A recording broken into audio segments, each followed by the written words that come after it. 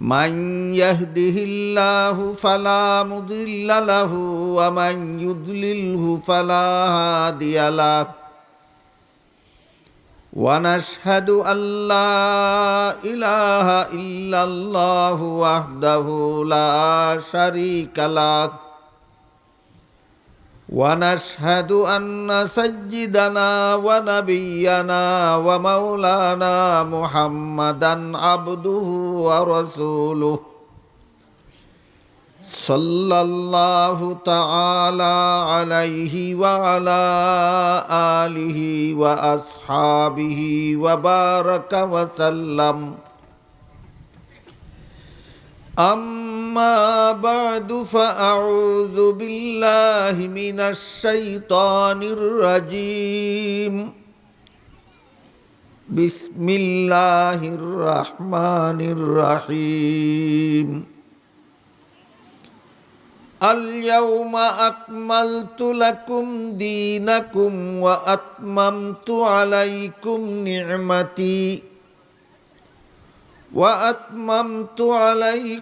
نعمتي ورضيت لكم الإسلام دينا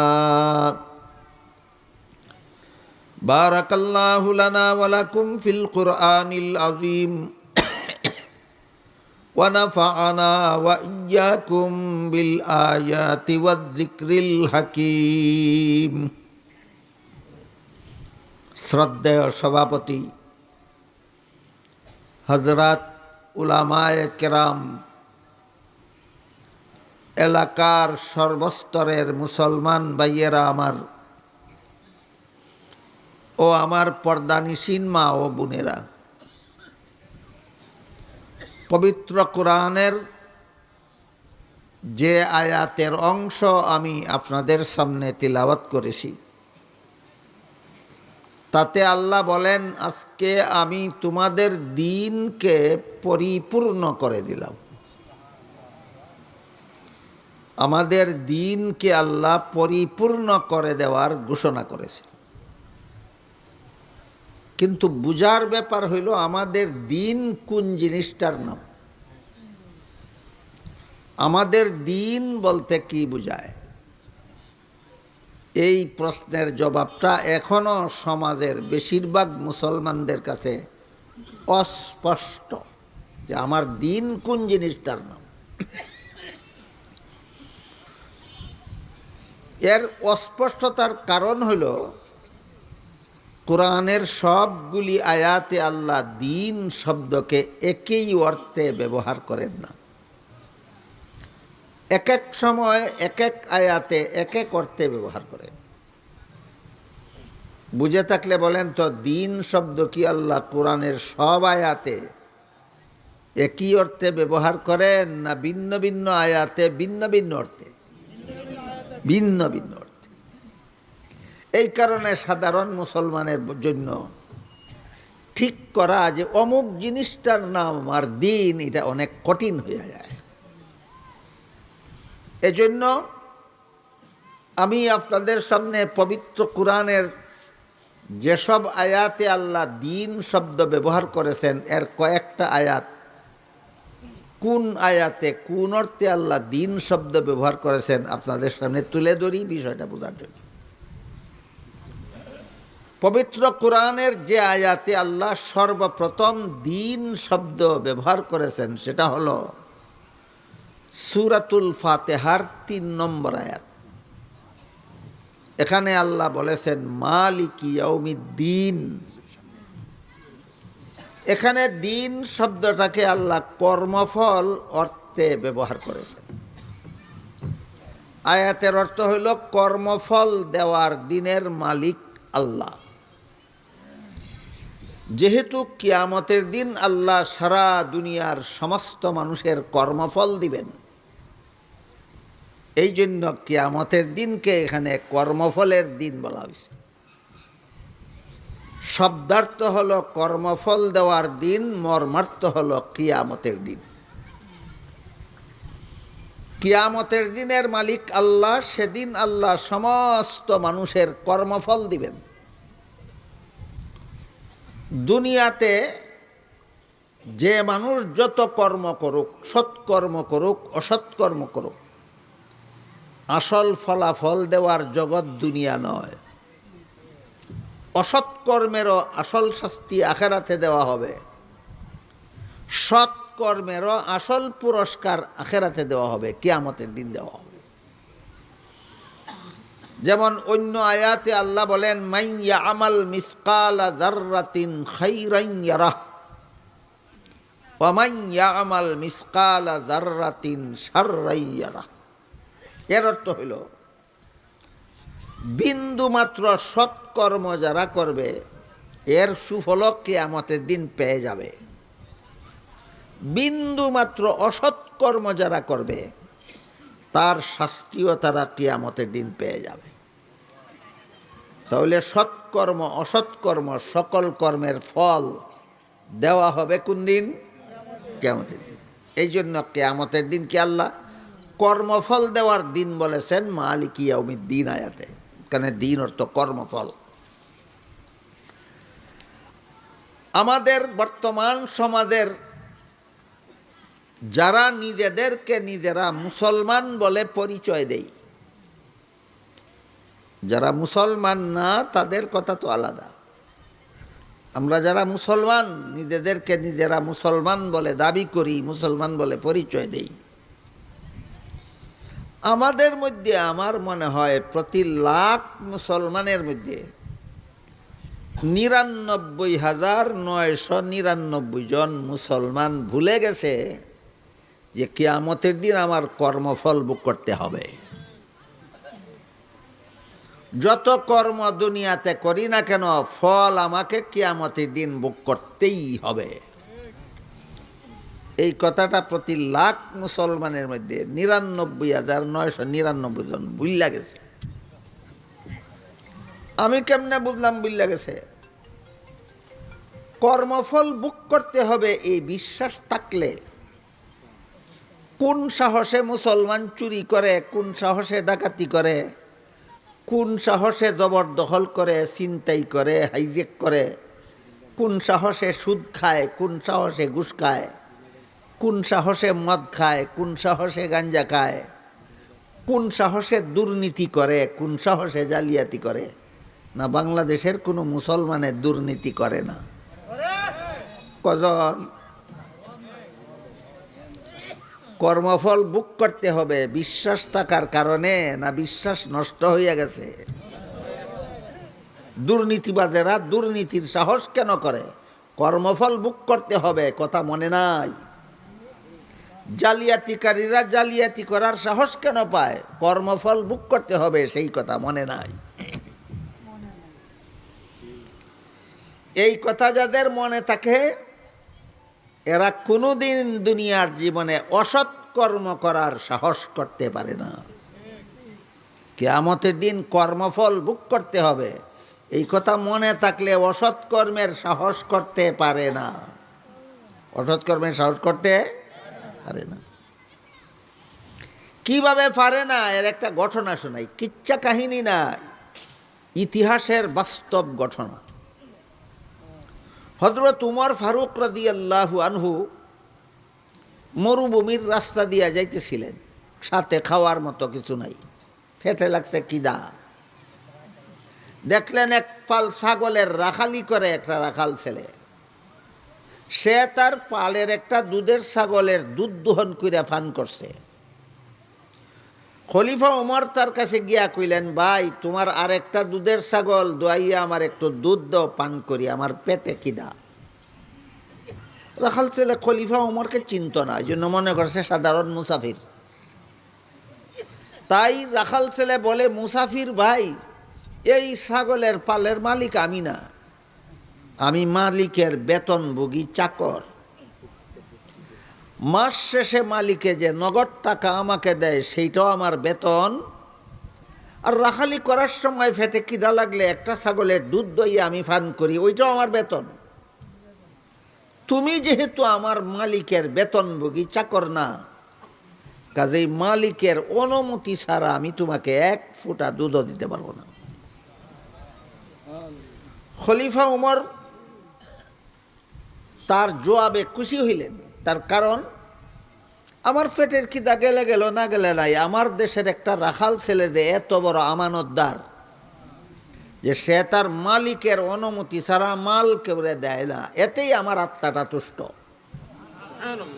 কিন্তু সর্বযুগেই সমাজে এমন কিছু চালাক লোক থাকে, চালাক, শতক যত অপকর্ম করে এগুলিরে মিষ্টি মিষ্টি কথা দিয়া, বক্তৃতা দিয়া ডাক্কা রাখে। তার মধুর বক্তৃতা শূন্য যেন মানুষে বিশ্বাস না করতে পারে হে কত বড় দুর্নীতিবাজ। এক কথায় কথা কয় নবীদের মতো আর কাজ করে ফেরাউনের মতো। এমন চরিত্রের লোক সর্বযুগেই থাকে। তাই খলিফা ওমর ভাবলেন, হে মিঠা মিঠা কথা কইছে আমারে ধোঁকা দিবার লাগে কিনা তারে পরীক্ষা করতে হবে। তাই খলিফা ওমর রাখাল ছেলেকে পরীক্ষা করার জন্য বললেন যে তুমি যদি একটা ছাগলের দুধ আমাকে বিনামূল্যে না দাও, তাহলে একটা দুধের ছাগল আমার কাছে উচিত মূল্যে বিক্রি করে ফেলো। এতে তোমার একটা লাভ হবে, আমার একটা লাভ হবে। আমার লাভ এই, আমি এখনই ছাগল দোহন করে দুধ পান করবো, আমার খিদা নিবারণ হবে। তোমার লাভ এই হবে যে মালিকে বেতন যা দেয় তো দিবই, এছাড়া একটা ছাগলের মূল্য তুমি বেতনের অতিরিক্ত পাইলা। একটা ছাগলের মূল্য হইল বেতন ছাড়া। রাখাল ছেলে কয়, মুসাফির মিয়া, তোমার কথা মতো একটা ছাগল, দুধের ছাগল তোমার কাছে বিচ্ছা, এটার পয়সাটা যদি আমি খাইয়ালাই, মালিকে গনলে তো দেখবো ছাগল একটা কম, তখন তো তোমারে কইতো না ছাগল কম কেন, আমি রাখালি করি, আমারে জিজ্ঞেস করবো ছাগল একটা কম কেন। মালিকের কি জবাব দেব? খলিফা ওমর বলেন, মালিকরে কইবা ছাগল একটা বাগে দুইটা নিয়ে গেছে। ছাগল বাগে দুইটা নিয়ে গেলে রাখাল ছেলের ফিরাইবার কোনো ক্ষমতা নাই, তোমার বিরুদ্ধে কোনো বিচার চলবে না। এই কথা বলার সাথে সাথে রাখাল ছেলে খলিফা ওমর চিনে না মুসাফির লোকটা?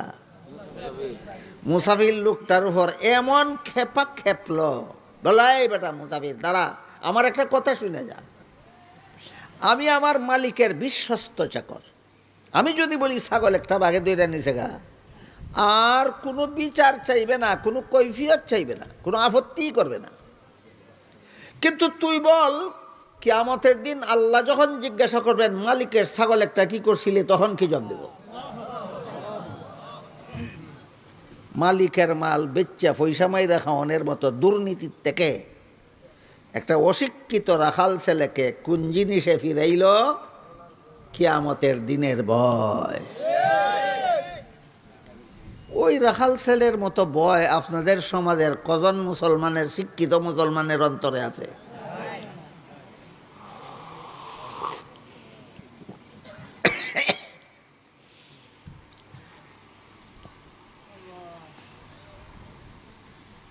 এই জন্য আল্লাহ পাক রব্বুল আলামিন কোরআনের শুরুতেই সূরাতুল ফাতিহার ৩ নম্বর আয়াতে বলে দিয়েছেন, মালিকি ইয়াউমিদ্দিন, কর্মফল দেওয়ার দিনের মালিক আল্লাহ।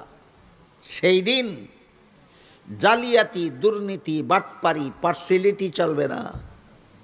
সকল দুর্নীতিবাজকে আপন আপন দুর্নীতির শাস্তি ভোগ করতে হবে। সকল জালিয়াতিকারীকে আপন আপন জালিয়াতির শাস্তি কিয়ামতের দিন ভোগ করতেই হবে।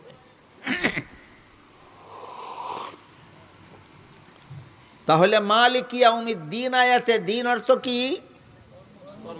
কর্মফল। এইটা যেন না বলি, ইয়াদ রাখি, স্মরণ রাখি। তারপরে দেখুন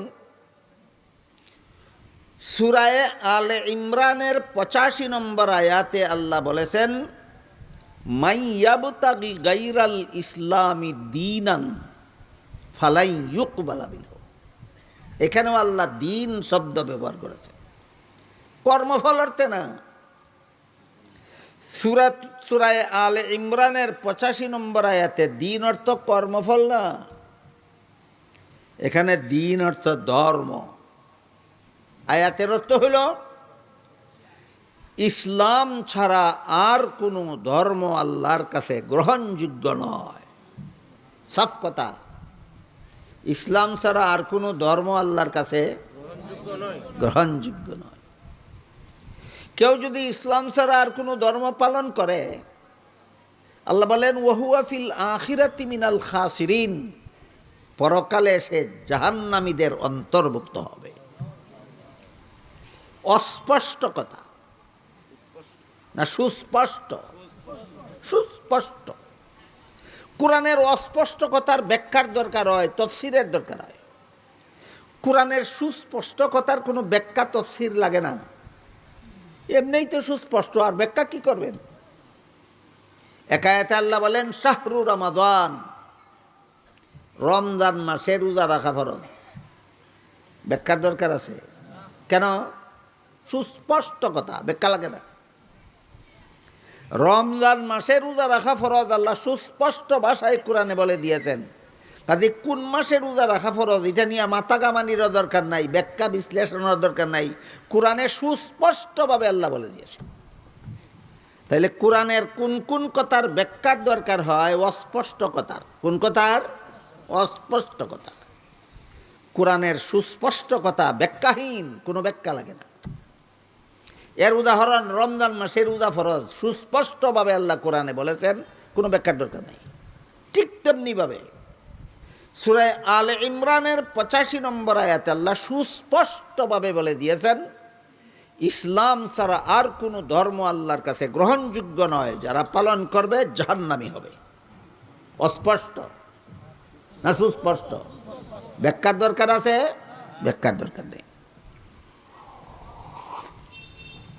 কেউ যদি বিশ্বাস না করে, কেউ যদি মনে করে অন্য ধর্মও আল্লাহর কাছে গ্রহণযোগ্য হতে পারে, তাইলে সে কোরআনের সুস্পষ্ট কথা মানে না।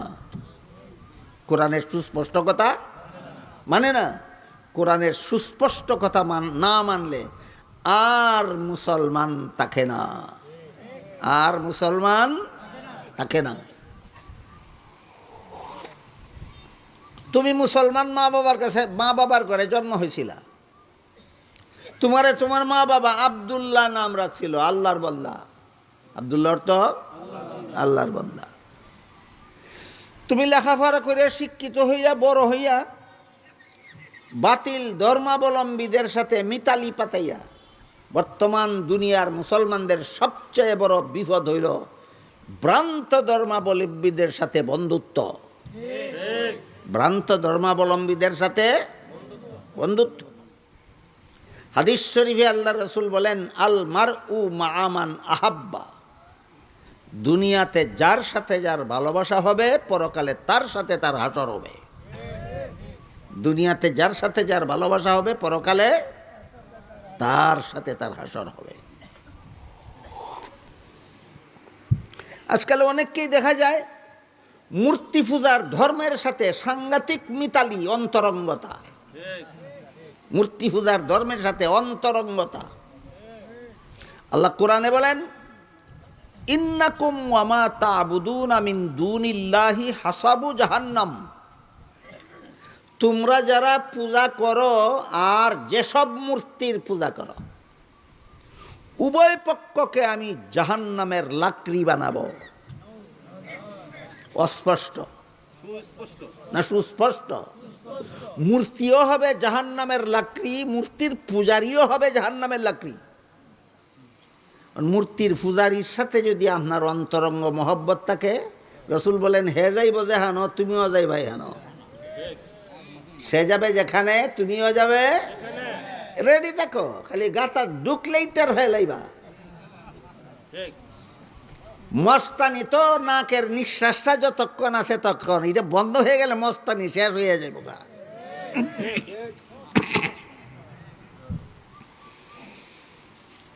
এই জন্য এই যে আপনারা নাম দিয়েছেন ইসলামী আকাইদ সংরক্ষণ। ইসলামী আকাইদ কি আর সংরক্ষণ কি? কোরআনের সুস্পষ্ট কথাগুলি বিশ্বাস করার নাম ইসলামী আকাইদ। কোরআনের সুস্পষ্ট কথাগুলি আর অস্পষ্ট কথাগুলির বিশুদ্ধ ব্যাখ্যা মতো বিশ্বাস করা। কোরআনের অস্পষ্ট কথা অনেক আছে, এগুলিকে সরাসরি নয়, তার বিশুদ্ধ ব্যাখ্যা মতো বিশ্বাস করা। আর সুস্পষ্ট কথা, সরাসরি কোরআনের কথাগুলি বিশ্বাস করার নাম ইসলামী আকাইদ। বিশ্বাস অন্তরে হেফাজতে রাখার নাম সংরক্ষণ। বিশ্বাস অন্তরে হেফাজতে রাখার নাম সংরক্ষণ।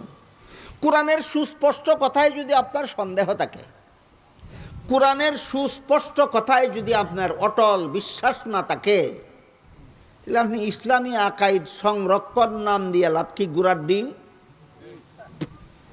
ইসলামী আকাইদ সংরক্ষণ মানে কি? কোরআনের সুস্পষ্ট কথার বিশ্বাস অক্ষুণ্ণ রাখা, হেফাজতে রাখা। সূরা আলে ইমরানের 85 নম্বর আয়াতে আল্লাহ বলেছেন, ইসলাম ছাড়া বাকি কোনো ধর্ম আল্লাহর কাছে গ্রহণযোগ্য নয়।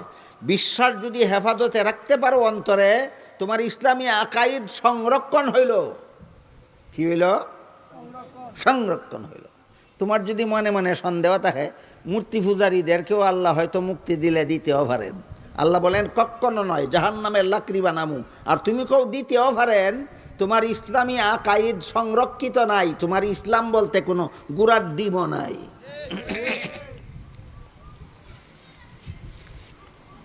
খুব সহজ একটা উদাহরণ দিয়ে শুনুন। একটা ওয়াজ সারা জীবন বড় আলেমরা করে থাকেন, আপনারা শুনে থাকেন। সেটা আমি বলি, কেউ যদি শুনে থাকেন বলবেন যে আমরা শুনেছি, না শুনে থাকলে বলবেন আমরা জীবনে শুনি নাই। সেটা হইল, মুর্দাকে কবরে দাফন করলে মুনকার নাকির ফিরিস্তা তারে জীবিত কইরা বসাইয়া কটা কথা জিজ্ঞেস করে। 1 নম্বর, তোমার রবকে? যদি বলতে পারে রব আমার আল্লাহ। 2 নম্বর, তোমার ধর্ম কি? যদি বলতে পারে ধর্ম আমার ইসলাম। কে বলতে পারবে? ইসলামী আকাইদ যার অন্তরে সংরক্ষিত ছিল সেই শুধু বলতে পারবে। যার ইসলামী আকাইদ সংরক্ষিত নয়, সে ফিরিস্তা যখন জিজ্ঞেস করবে তোমার ধর্ম কি, সে বলবে হা হা লা আদরি, হায় রে আমার পুরা কপাল, আমি তো বুঝি সুঝি না আমার ধর্ম কি। ফিরিস্তায় কেউ সামালিস, সাথে সাথে কেউ সামালিস। কি সামালতো? আল্লাহ ডাইরেক্ট ফিরিস্তারে হুকুম দিয়া কইবেন তার কবরটারে সংকীর্ণ করে দাও, তার কবরে জাহান্নামের আগুনের বিছানা বিছায় দাও, তার গায়ের মধ্যে জাহান্নামের আগুনের পোশাক পরায় দাও, তার কবরের সাথে জাহান্নামের দরজা কাটতে দাও। কিয়ামত পর্যন্ত জাহান্নামের আগুন তার কবরে আসা যাওয়া করতে পারে। এইটার নাম হইল সামালিস। তোর ধর্ম কি তুই জানোস না? সামালিস। বুঝে থাকলে বলুন, কোন আকিদা অন্তরে সংরক্ষণ করিয়া গাতাত ঢুকতে হইব?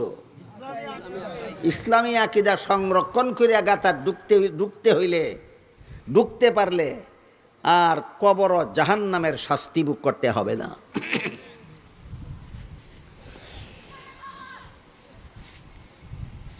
এতক্ষণে কি বললেন আপনারা? সূরা আলে ইমরানের 85 নম্বর আয়াতে যে আল্লাহ বলেছেন, ইসলাম ছাড়া আর কোনো ধর্মই আল্লাহর কাছে গ্রহণযোগ্য নয়, যারা পালন করবে জাহান্নামী হবে।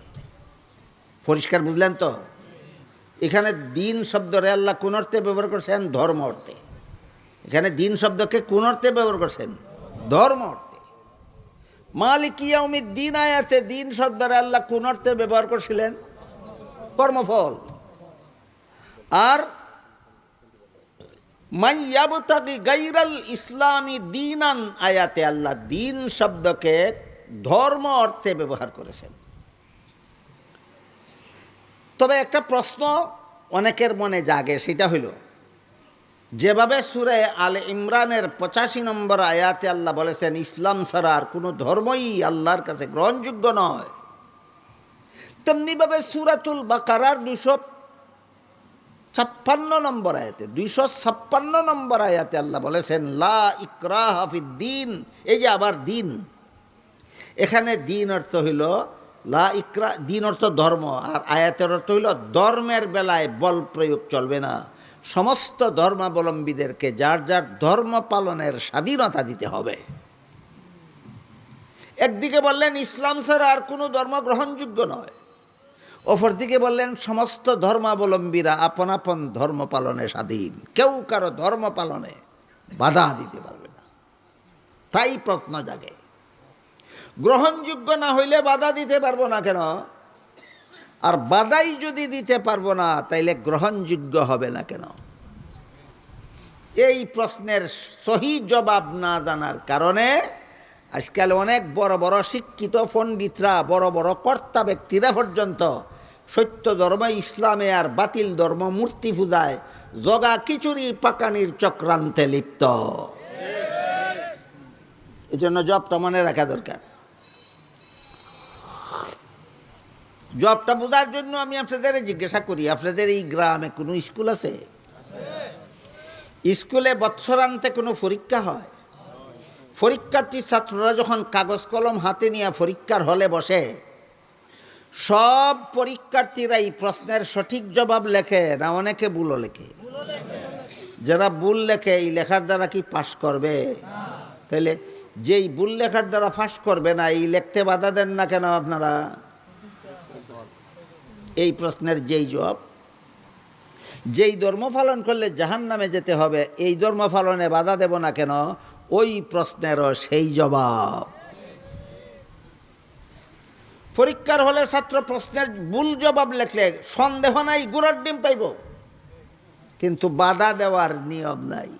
বাধা দিলে এটার নাম পরীক্ষা থাকে না, বাধা দিলে এটার নাম।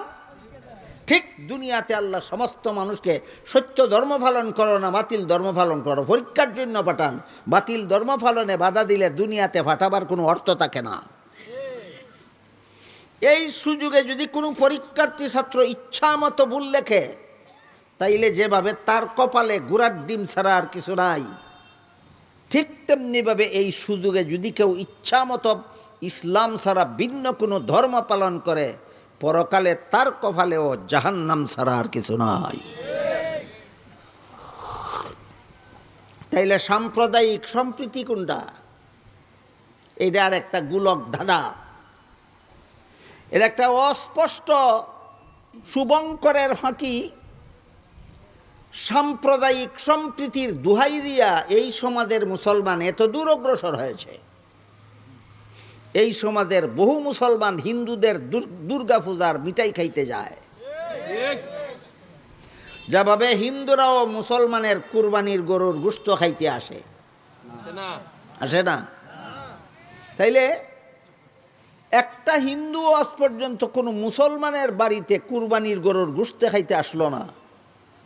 অসংখ্য মুসলমান হিন্দুদের দুর্গা পূজার মিষ্টি খাইতে যায়। বেহায়া বেলাদা তারা না তোমরা? তোমরা অত বেহায়া কেন? তোমরা এত বেলাদা কেন? একটারে জিজ্ঞাসা করছি, এই তুই পূজার মিষ্টি খাইতে গেলে কেন? ধর্ম যার যার, উৎসব সবার। এইটার নাম সাম্প্রদায়িক সম্প্রীতি। এই দেখেন, ধর্ম যার যার, উৎসব সবার, এর নাম হইল সাম্প্রদায়িক সম্প্রীতি। আমি বললাম তাইলে গৃহস্থী যার যার, ফসল সবার, ব্যবসা যার যার, মুনাফা সবার, চাকুরি যার যার, বেতন সবার, বিয়া যার যার, বউ সবার। কোন ফাগলে কয়? এখানে দেখি যদি কেউ কয় বিয়া যার যার, বউ সবার, এর মাথা ছানি ডালবা তোমরা মইয়ের নিচে ফেলাইয়া। এখানে কেমনে কো ধর্ম যার যার, উৎসব সবার, তোর মাথা 100 কলচি ফানি ডালন দরকার। গৃহস্থী যার, ফসল তার, ব্যবসা যার, মুনাফা তার, চাকুরি যার, বেতন তার, বিয়া যার, বউ তার, ধর্ম যার, উৎসব তার। এর নাম হইল সাম্প্রদায়িক সম্প্রীতি। এর নাম হইল সাম্প্রদায়িক সম্প্রীতি। পরীক্ষার হলে প্রশ্নের জবাব যে শুদ্ধ লেখে তাকেও লিখতে বাধা দেওয়া যাবে না। পরীক্ষার হলে প্রশ্নের জবাব যে ভুল লেখে তাকেও লিখতে বাধা দেওয়া যাবে না। ঠিক তেমনিভাবে যারা সত্য ধর্ম ইসলাম পালন করে এদের ইসলাম পালনেও বাধা দেওয়া যাবে না। যারা ভ্রান্ত ধর্ম পালন করে তাদের ভ্রান্ত ধর্ম পালনেও বাধা দেওয়া যাবে না। এইটার নাম হইল সাম্প্রদায়িক সম্প্রীতি।